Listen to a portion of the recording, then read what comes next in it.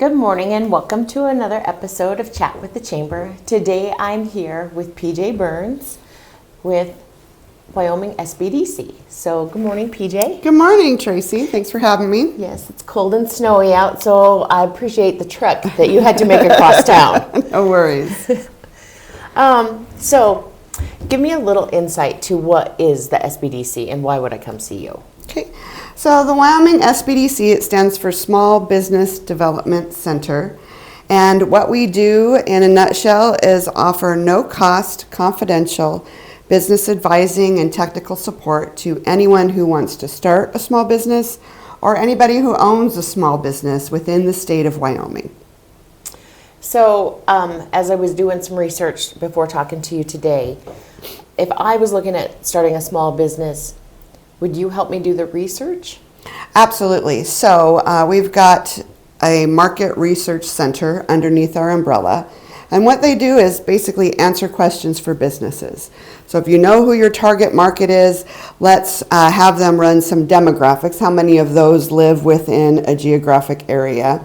And in addition to that, they can run what's called psychographics and kind of tell you what type of people are living within that, geographic area.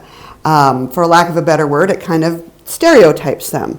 We've got this many folks that are quote unquote soccer moms, and this is where they get their information. So if that is your target market, you'd have a better idea of, okay, we've got this many people within this geographic area that are likely to shop here, and this is where they get their information, so this is where I'm going to market. Oh, that's awesome. Let's talk cybersecurity. All right. And you'll have to dumb it down for me because I don't understand any of it.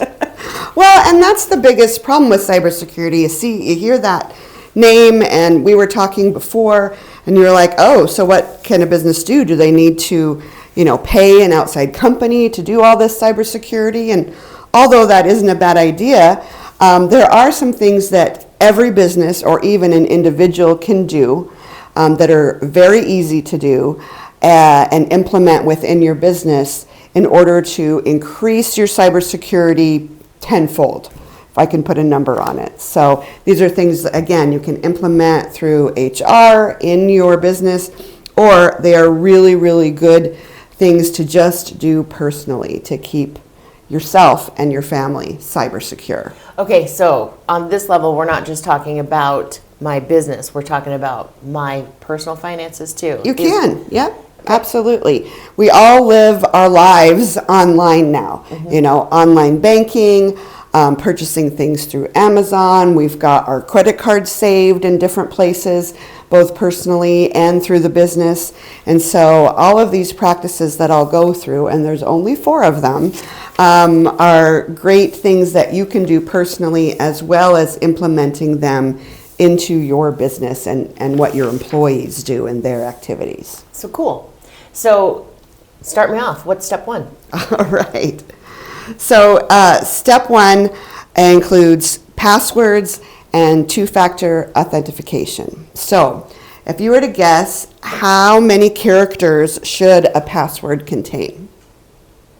Well, I will tell you, here at the office, I have to have at least 8. Okay. That is not enough. So it used to be 12.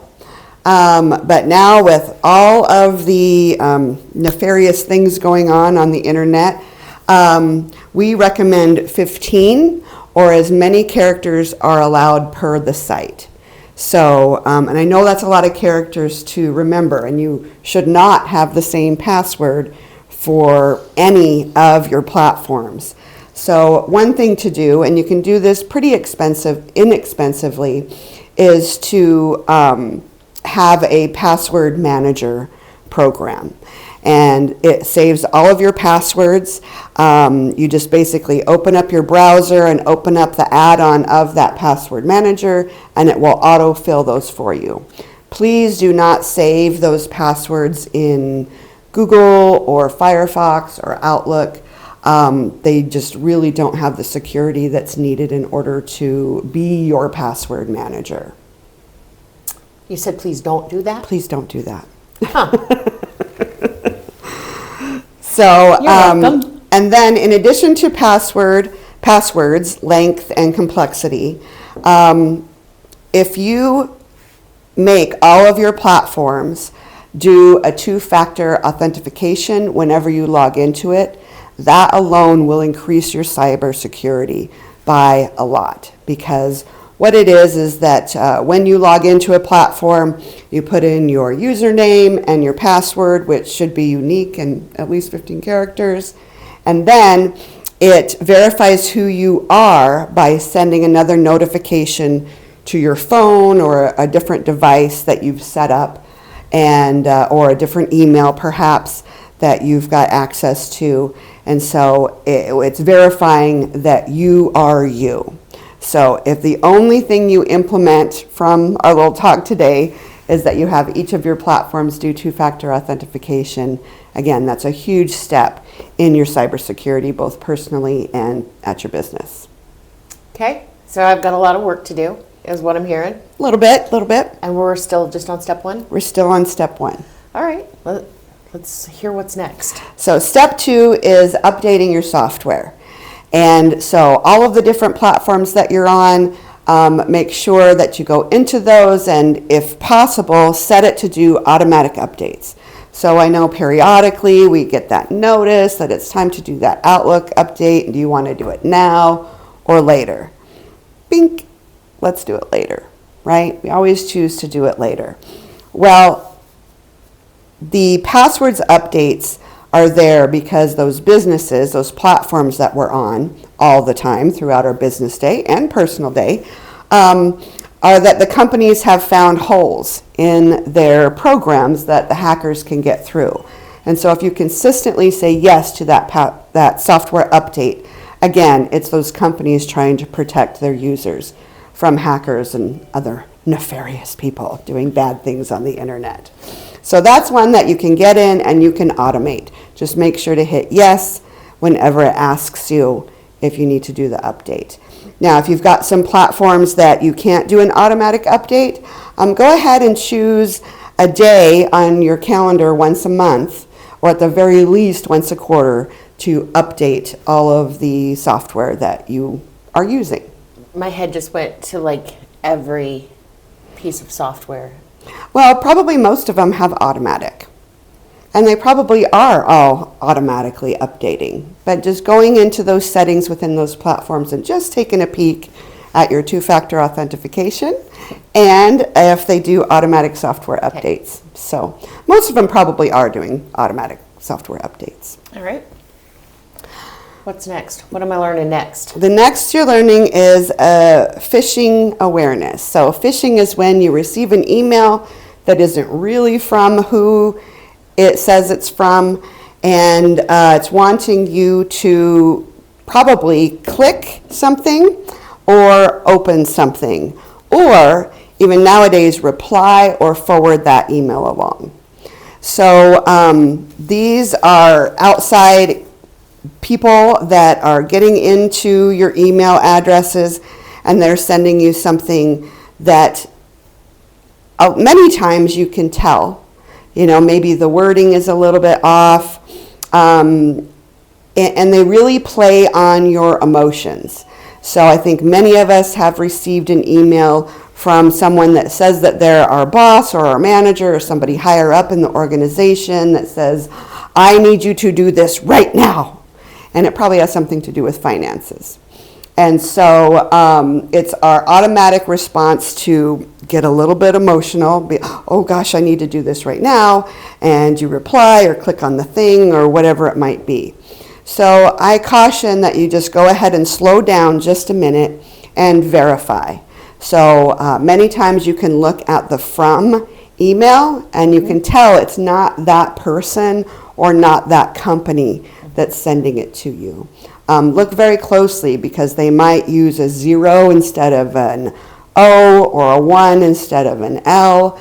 And so look at that really closely. If you don't see, don't really recognize that there's something off there, if it's from a person that you know, go ahead and call that person or send a separate email out to that person that's supposedly sending you that email to say, hey, did you send me this asking me for this? So being able to recognize that. these folks that are out there fishing are getting very sophisticated. And I've got some examples that, there's one from Chick-fil-A that looks really good, looks really authentic, and wants you to click on this for a special gift. Again, bringing up our emotions. I'm really excited for this special gift. And so, again, before you accept something, click on something that you didn't expect. Check it out. Check that from email address and make sure it's legit, or if it's from somebody that you know, give them a call, shoot them a separate email. Don't just forward it to them. And we've had some ones last year around tax time that it said, oh, we're looking for an accountant, yada, yada, yada. And, we get asked for all kinds of business services. Accounting isn't one that we do. We don't help people with their tax returns. Those are what CPAs are for.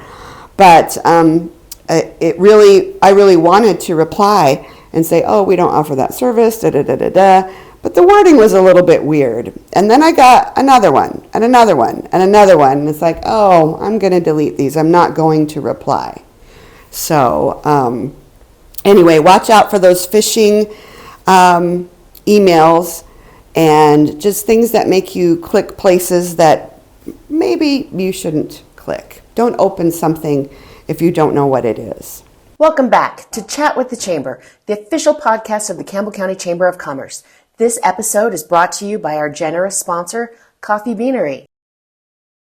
The last thing in the 4 core ways that you can be more cyber ready and more cyber secure is to think about your data storage and sharing. So it used to be that we would take our USB drive and we'd save something to it, and we'd take it wherever we were going and we'd plug it in somebody else's computer. Well, USB drives are out. So now we've got things like Dropbox and things of that nature that you can put those larger files in and allow somebody else to have access to it. Again, those take a login and hopefully 2-factor authentication. They're also encrypted.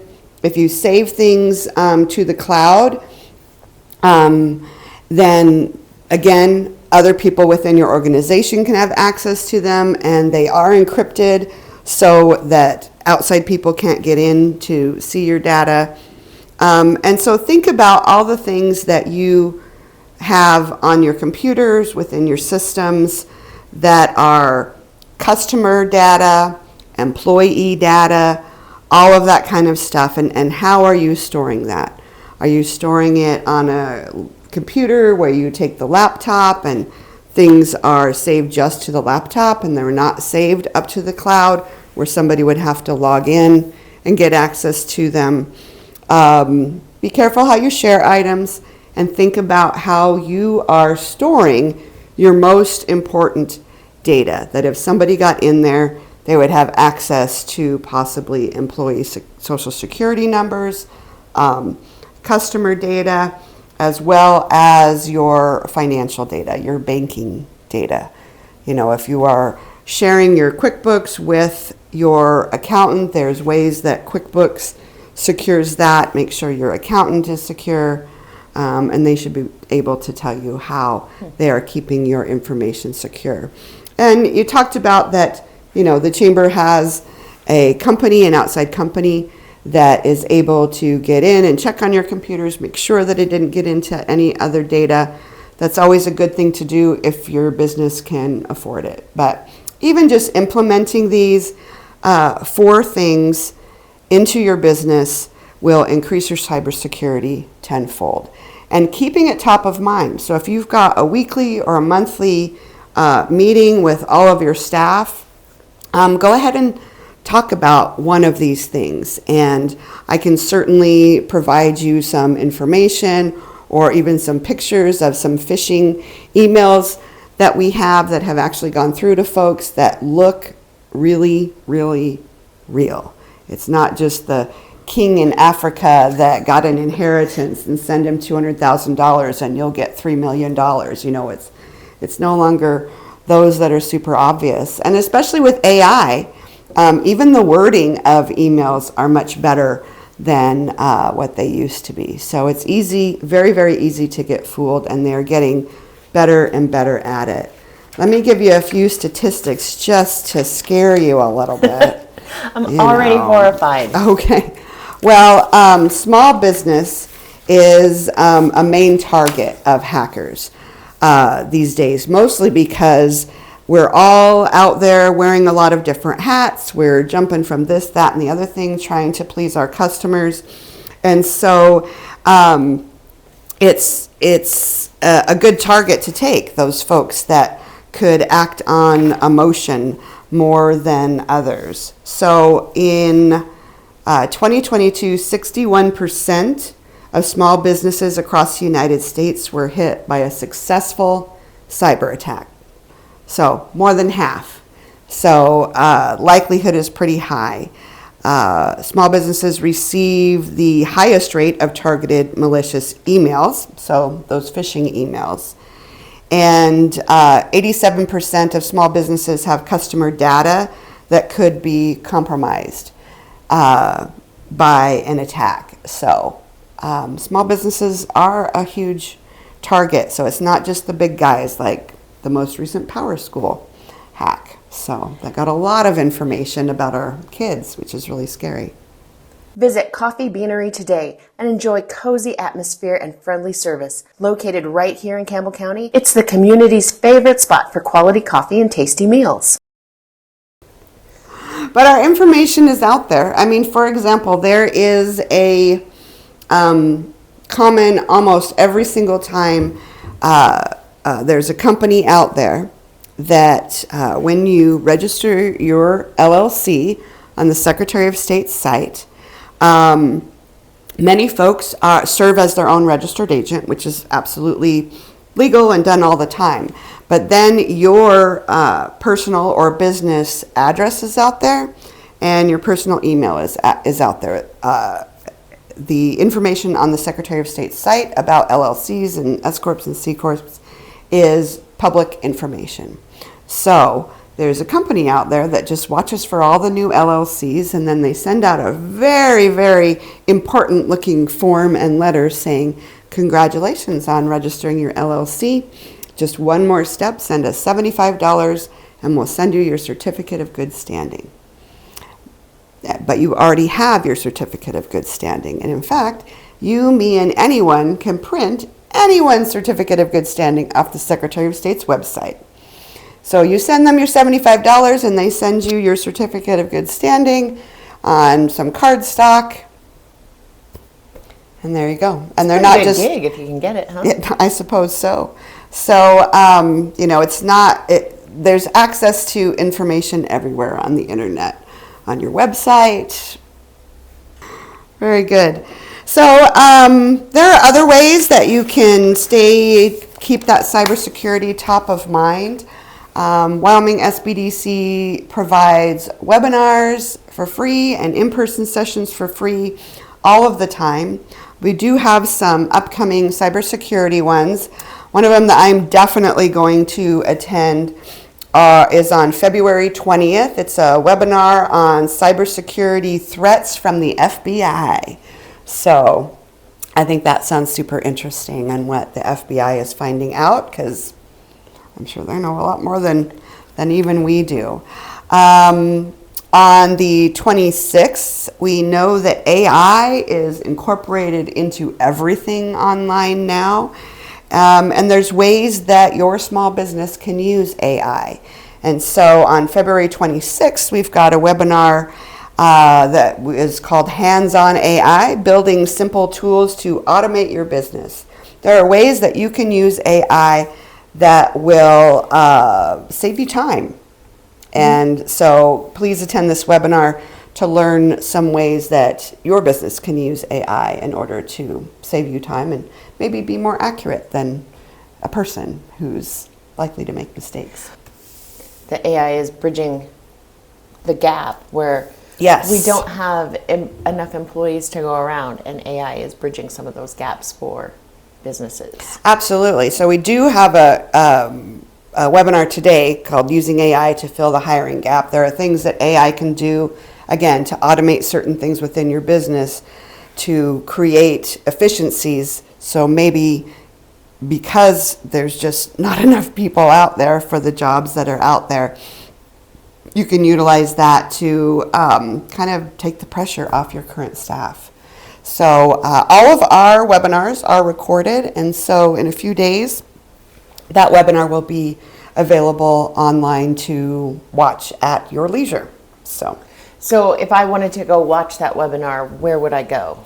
You'd go to our site, which is Wyoming SBDC.org,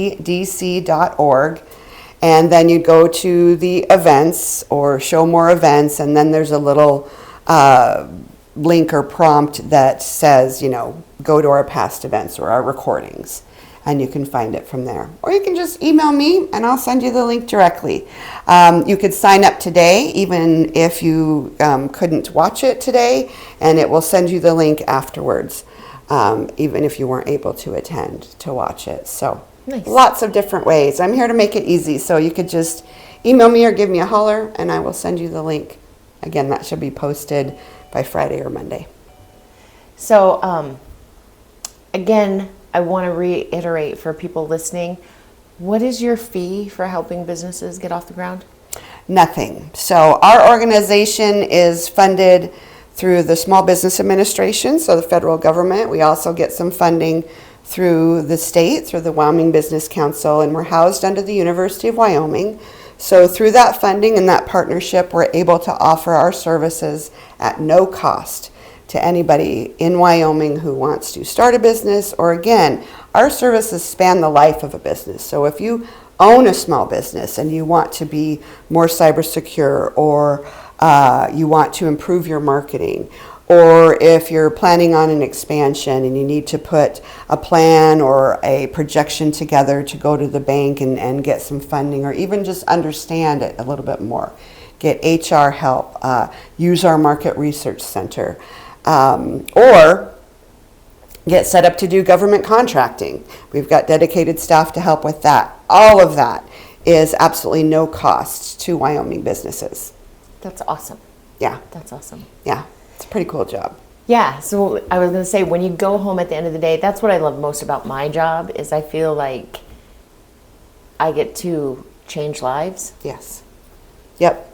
So at the end of the day, Yeah. put on your little SBDC cape and strut around. That's right.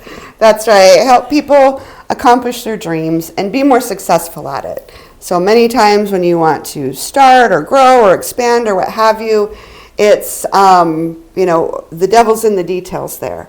What can you do in order to make that business start or growth or what have you more successful? Mm-hmm. And so I help in the planning and understanding, and a lot of times with that financial projection. Because people get into business because they're good at the thing that, this dream that they have, this talent that they have. But most of the times it's not necessarily manage your financing or planning financially how to make that happen. And so, unless bookkeeping is your dream. So I really help people get down to that nitty-gritty and all of those details to help them be successful, to make that dream a reality. So, yeah, very fulfilling. Coffee Beanery has got you covered with a wide range of options to choose from. It's the perfect spot to start your day or take a midday break. So we do have a few more February events. We've got a program, and this one, unfortunately, is not a free webinar, but it's a webinar series for Profit Mastery. And what Profit Mastery is really, and this is for people that are already in business, so you can take your financial statements and really utilize them to see how you can create more efficiencies, therefore create a greater profit within your companies. This is a program that will run for 4 webinars, and those webinars are at a 4-hour stretch each, and then you get the workbook to go along with it. I've gone through this profit mastery program, and it is really, really amazing. It helps business owners understand how to use those financial statements, again, to create more profit within your organization. And so that starts on February 4th, and again, it runs weekly from 1 to 4 until February 13th. Not every day, just 4 days. So if you've got the time, I encourage you to take a look at that, learn more about Profit Mastery, and see if it's something that's going to benefit your business. We've done these many times throughout the years across the state, and so we're trying it as an online webinar so that we can reach more people across the state. We do also have a series of webinars. These ones are free on running a successful in-home childcare business. We know that childcare impacts the ability for people to go out and work, and it has an impact on the low number of employees that we've got a pool of out there. It's also another opportunity for those folks that want to stay at home but need to provide some income to their home budgets to start a successful in-home childcare business. There's also some new grants out there, small $10,000 grants that current childcare businesses can apply for in order to buy furniture, equipment, expand in some way, or if you're starting a new childcare business, you can utilize those grants or apply for those grants in order to make changes. If you're going to do it in-home, changes to your home, and maybe add a different entrance or whatever it might be. So again, this one is also on February 4th, and it's a 3-part series between the 4th and the 18th. These ones are only 1 hour. And so if that's of interest to you, again, get on our website, go to the events, and go ahead and register. But anyway, we are here for businesses however you need us. You can always register to be a client with SBDC. You do that again by going to our website. I'll say it again, WyomingSBDC.org. There's a square on every page of our website where you would enter your email address and the county that you live in, fill out the quick online form, and then if you live in any of the 5 counties in Northeast Wyoming, I'll get a little email saying I've got a new registrant, and I'll reach out to you to set up a meeting to learn about your business, what your goals are, what you're trying to do, and help you to meet those goals. It's really customized to what the person needs. It's not this program where you do A, B, C, D with every single person. It's what they need and getting them those resources that they need.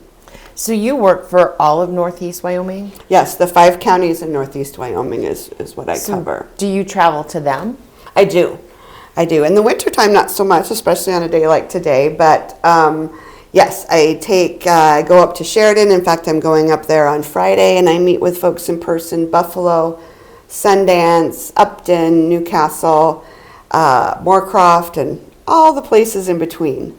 So it's really fun to go and see those small businesses in those different areas and meet with folks that are wanting to start a business in each of those counties. So, and thanks to the internet, right? Zoom makes it possible to meet with anyone at any time. And so I make it convenient for our clients and what will work best for them. Nice. So, Paige, does SBDC work with other organizations within the state of Wyoming? We sure do. So there are several different organizations in the state that also offer services to small business. Ours are kind of whatever you need, come to us. But there are different organizations that do different things. So for example, there's an organization in Wyoming called Manufacturing Works. Pretty obvious, it's in the name. They work with manufacturers. So if you are a manufacturing company, they can come in and help your business be more lean and again, increase those efficiencies. They also can help with any transporting type of issues that you might be facing, or to find cheaper ways to get your products to your customers to find those raw materials that you need in order to create or manufacture those products that you sell. So Manufacturing Works is a great resource for those manufacturers. There's another organization called the Wyoming Women's Business Center. Again, it's in the name. They work with women-owned businesses. They also kind of specialize in artists. So they really work with artists a lot as well. They've got some great webinars, and they get some different resources throughout the year. So it's my job to understand what they do and what they've got going on at any specific time and get you plugged in where it's going to most benefit you. The Wyoming Women's Business Center also houses the SBA's micro loan program. So the SBA, Small Business Administration, federal government, works with a different entity in every single state to administer their microloan program. And even though it's under the Wyoming Women's Business Center, that loan program is for everyone. So what it is if you need a loan for your business that's less than $50,000 and you don't quite make what a bank will lend to. So for example, maybe your credit score isn't quite as high as they need it to be. Or maybe you're wanting this loan for a lot of overhead type of reasons, or that day-to-day monies, right? You're not buying land, you're not buying a lot of equipment that can be collateralized. Going through and applying for a loan through the Wyoming Women's Business Center may be an opportunity for you to get a small loan that could get your new business started or an expansion that you need. So that's something that I help businesses with. There's also the Wyoming Business Council. They've got some loan programs that help small businesses. With our demographics the way they are, we've seen a lot of business owners that are ready to retire and they want to sell their business. And so one loan program that the Business Council has is called a succession loan. And so that is for that buyer who wants to go in and buy this business that's been in Wyoming for over 7 years. And there's the equipment, maybe the building, yada-da, but then there's some business value that, again, isn't necessarily tangible that banks have a harder time lending to. So the state comes in and they actually lend the bank that what we call blue sky portion of the loan. The bank loans the rest that maybe is the building or equipment, and then together that entrepreneur is able to purchase that business. So it makes it easier for that entrepreneur to get the loan. The SBA, and we've all, well, maybe not all of us, but many of us have heard SBA loan. So SBA does loan directly to businesses when it's a disaster, like in 2020 with the PPP loans and the EIDL loans. But outside of a disaster, those startup or expansion loans to the SBA are actually the federal government guaranteeing a percentage of your bank loan. Again, so it takes some of that risk away from the bank and enabling an entrepreneur or a business owner to get a larger loan for what they need to start or expand. Another great resource that a lot of people don't know about is through our library system in the state. So there's a program through the state library called Library to Business, and anyone who has a library card at any local library across the state can get into this Library to Business platform, and they can log into some entrepreneurial classes. There's a business plan program in there. And something really cool is that you can get free access to LinkedIn Learning through your library card. So you can't connect it to your LinkedIn account, but you log into it using your library card and you get free access to all of the LinkedIn Learning webinars or classes. So I think that's one of the coolest things through the Library to Business program. But there's other organizations, again, that help lenders and all different kinds of things, just depending on what your business is doing. So lots of opportunity out there and lots of lots of ways to help small businesses. Well, that's awesome. And I so much appreciate you coming down today and My talking pleasure. to me and helping me understand the things that I don't understand. And just the amount of password updating that I have to do from our conversation. Yeah. Take me a week to dig out of that hole. Well, I don't know. You might be able to get a password manager.